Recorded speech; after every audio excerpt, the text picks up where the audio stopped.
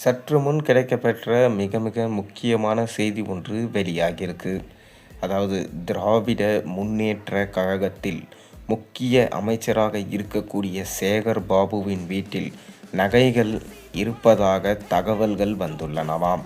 அவை கோவில் நகைகளாக இருக்குமோ என்கின்ற சந்தேகத்தில் அமலாக்கத்துறையினர் சோதனை செய்யப் போவதாக தற்போது தகவல்கள் வெளியாகியுள்ளது. திமுகவில் இந்து சமய அறநிலையத்துறை அமைச்சராக இருக்கக்கூடியவர் சேகர்பாபு.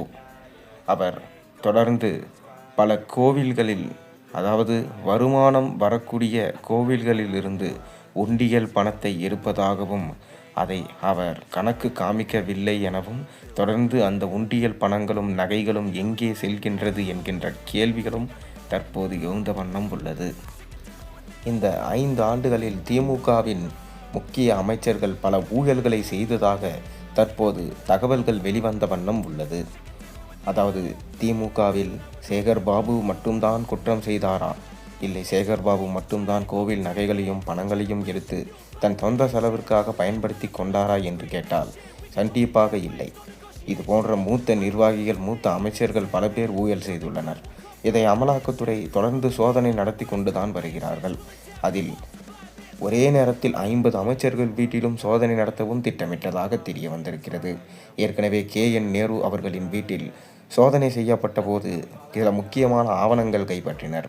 அதாவது ஒரு வேலைக்காக 35 லட்சம் வரை லஞ்சம் வாங்கியதாகவும், கிட்டத்தட்ட 2500 பேருக்கு மிகாமல் 35லிருந்து 25 லட்சம் வரை லஞ்சம் வாங்கி சுமார் 888 கோடிகள் வரை ஊழல் செய்ததாக மெகா ஊழல் பற்றிய பட்டியலை வெளியிட்டுள்ளனர். கூடிய விரைவிலே அதற்கான நிலைமை என்ன என்பதும் தெரிய வரும்.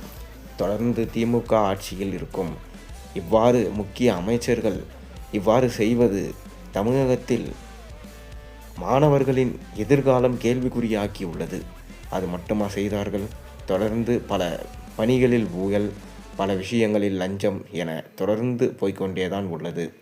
இவ்வாறு தமிழகத்தின் நிலைமையே மாற்றியுள்ளார்கள் திமுகவினர்.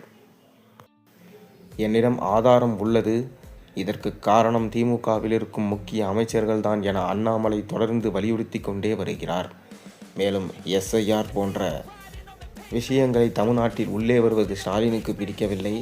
ஏனென்றால் ஸ்டாலின் கள்ள ஓட்டு போட முடியாமல் போய்விடும் என அண்ணாமலை குற்றச்சாட்டு வைத்துள்ளார். அதைத் தொடர்ந்து ஸ்டாலின் வெற்றி அடைந்தால் அனைத்து அமைச்சர்களும் தப்பிப்பார்கள், ஒருவேளை அவர் தோற்றுவிட்டால் கண்டிப்பாக கூண்டோடு அவர்கள் கைது செய்யப்படலாம் என்கின்ற விஷயமும் தற்போது பரவலாக பேசப்பட்டு வருகிறது. நீங்கள் என்ன நினைக்கிறீங்கன்றத கருத்துக்களை மறக்காமல் கீழே கமெண்ட்டில் சொல்லுங்கள்.